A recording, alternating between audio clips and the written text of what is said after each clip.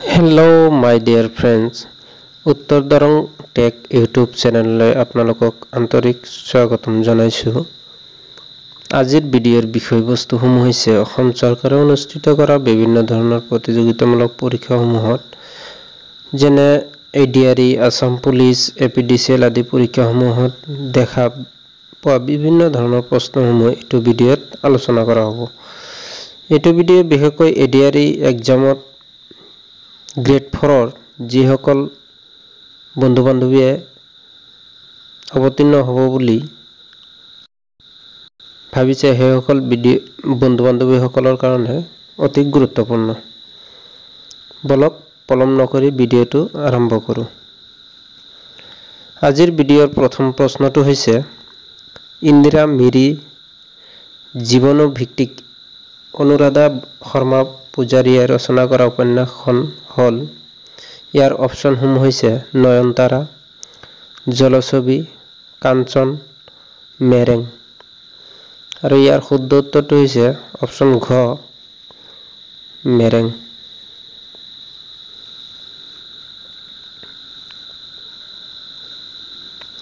আজিৰ ভিডিঅ'ৰ দ্বিতীয়টো প্ৰশ্ন হৈছে কোচ সেনাপতি শুক্লধ্বজক আমি কি নামেৰে চিনি পাওঁ? ইয়াৰ অপশ্যনসমূহ হৈছে অপশ্যন ক চিলাৰায়, প্ৰতাপ বল্লভ, ধৰ্মৰাজ, সংগ্ৰামজিত। ইয়াৰ শুদ্ধ উত্তৰটো হৈছে অপশ্যন ক চিলাৰায়।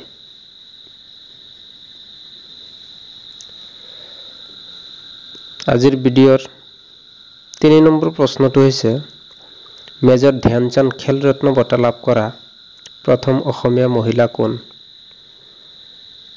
ইয়াৰ অপশ্যনসমূহ হৈছে হিমা দাস, তৈবুন্নিছা, লাভলীনা বৰগোহাঁই, অংকুচিতা বড়ো। ইয়াৰ শুদ্ধ উত্তৰটো হৈছে অপশ্যন গ, লাভলীনা বৰগোহাঁই।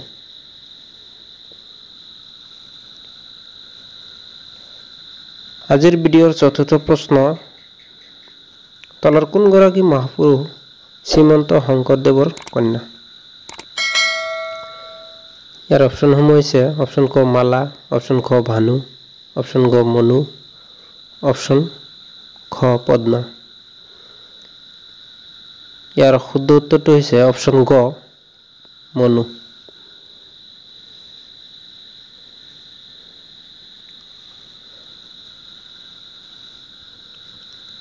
পাঁচ নম্বৰ প্ৰশ্ন 2020 চনৰ ভাৰতীয় জ্ঞানপীঠ বঁটা লাভ কৰিছে। ইয়াৰ অপশ্যনসমূহ হৈছে নীলমণি ফুকন, নগেন শইকীয়া, য়েছে দৰ্জে ঠেংচি, কনকসেন ডেকা। ইয়াৰ শুদ্ধ উত্তৰটো হৈছে অপশ্যন ক নীলমণি ফুকন।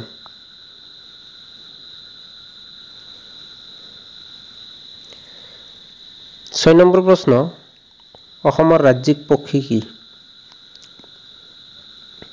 ইয়াৰ অপশ্যনসমূহ হৈছে শগুন, ধনেশ, দেওহা, বৰটোকোলা। ইয়াৰ শুদ্ধ উত্তৰটো হৈছে অপশ্যন গ দেওহা। 7 নম্বৰ প্ৰশ্ন শিক্ষাৰ গুণগত মান উন্নয়নৰ লক্ষ্যৰে অসম চৰকাৰে গ্ৰহণ কৰা এক পদক্ষেপ গুণোৎসৱ কেতিয়া আৰম্ভ হয়? ইয়াৰ অপশ্যনসমূহ হৈছে ক 2015, 2017, 2019, 2020। ইয়াৰ শুদ্ধ উত্তৰটো হৈছে অপশ্যন খ 2017। 2017 চনত অসম চৰকাৰে এই ব্যৱস্থাটো গ্ৰহণ কৰিছিল।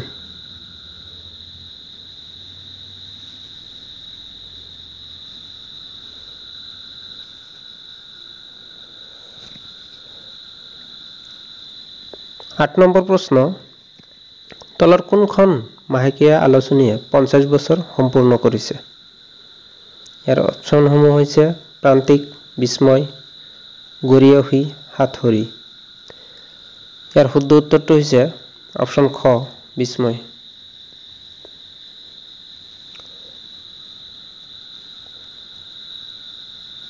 আজিৰ ভিডিঅ'ৰ 9 নম্বৰ প্ৰশ্ন অসমৰ ৰাজ্যিক বৃক্ষ হৈছে ইয়াৰ অপশ্যনসমূহ হৈছে আম গছ, হলং গছ, বট গছ, শাল গছ। ইয়াৰ শুদ্ধ উত্তৰটো হৈছে অপশ্যন খ হলং গছ।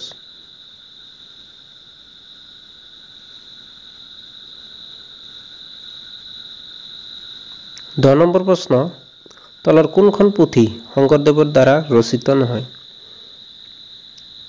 হৰিশ্চন্দ্ৰ উপাখ্যান, নামঘোষা, কীৰ্তন, গুণমালা।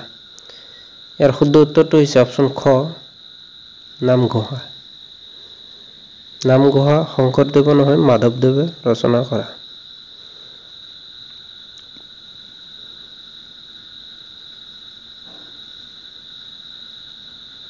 এঘাৰ নম্বৰ প্ৰশ্ন ডিমাপুৰ কাৰ ৰাজধানী আছিল?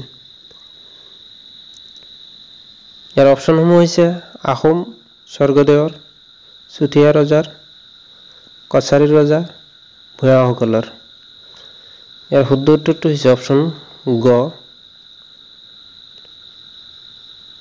কছাৰী ৰজাৰ।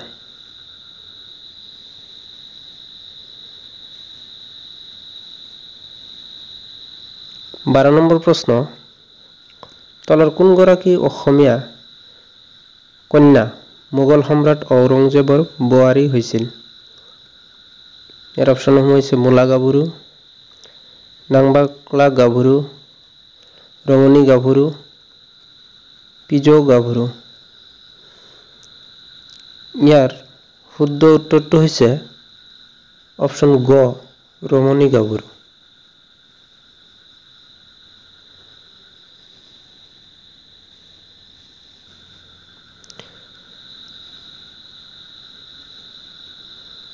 আজিৰ ভিডিঅ'ত 13 নম্বৰ প্ৰশ্নটো হৈছে ঐতিহাসিক গুৱাহাটী কমল আলি কৰ পৰা কলৈ বিস্তৃত আছে?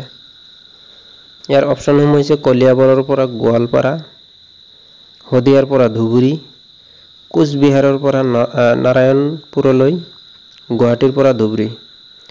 ইয়াৰ শুদ্ধ উত্তৰটো হৈছে অপশ্যন গ কোচবিহাৰৰ পৰা নাৰায়ণপুৰলৈ।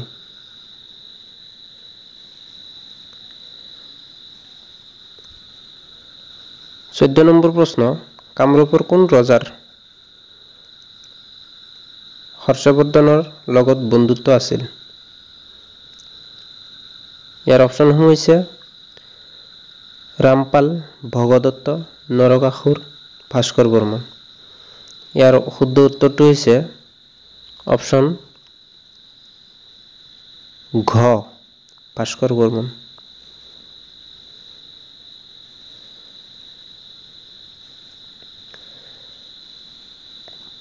15 নম্বৰ প্ৰশ্ন ৰায়মনা ৰাষ্ট্ৰীয় উদ্যান অসমৰ কোন জিলাত অৱস্থিত? ইয়াৰ অপশ্যনসমূহ হৈছে বঙাইগাঁও জিলা, কোকৰাঝাৰ জিলা, বাক্সা জিলা, তিনিচুকীয়া জিলা। ইয়াৰ শুদ্ধ উত্তৰটো হৈছে কোকৰাঝাৰ জিলা।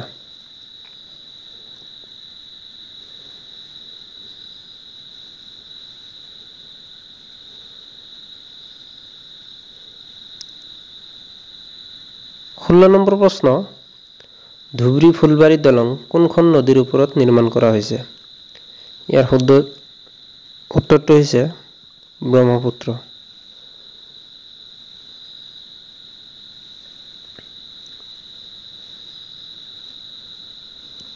17 নম্বৰ প্ৰশ্ন অসমৰ বৰ্তমান শিক্ষামন্ত্ৰী জনৰ নাম কি?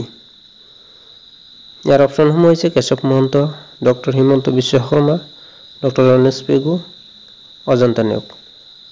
ইয়াৰ শুদ্ধ উত্তৰটো হৈছে ডক্টৰ ৰেনোছ পেগু।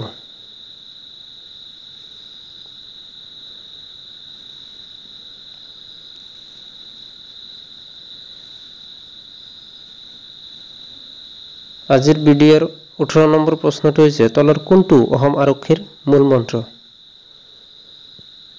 ইয়াৰ শুদ্ধ উত্তৰটো হৈছে অপশ্যন খ জনহিত জনসেৱাৰ্থে অসম আৰক্ষীৰ মূল মন্ত্ৰ।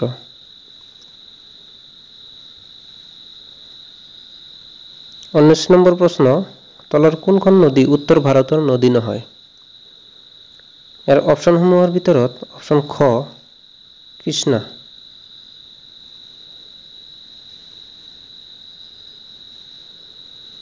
20 নম্বৰ প্ৰশ্ন তথা আজিৰ ভিডিঅ'ৰ অন্তিমটো প্ৰশ্ন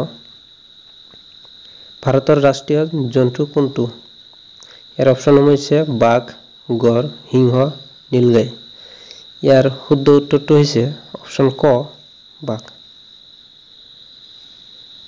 মৰমৰ বন্ধু বান্ধৱীসকল আজিৰ ভিডিঅ'ৰ বিষয়বস্তু ইমানেই যদি আপোনালোক ভিডিঅ'টো ভাল পাইছে তেনেহলে আমাৰ এই চেনেলটো সাবস্ক্ৰাইব কৰিব আৰু ভিডিঅ'টো লাইক কৰিব আৰু নিজৰ বন্ধু বান্ধৱীৰ সৈতে ভিডিঅ'টো শ্বেয়াৰ কৰিব ধন্যবাদ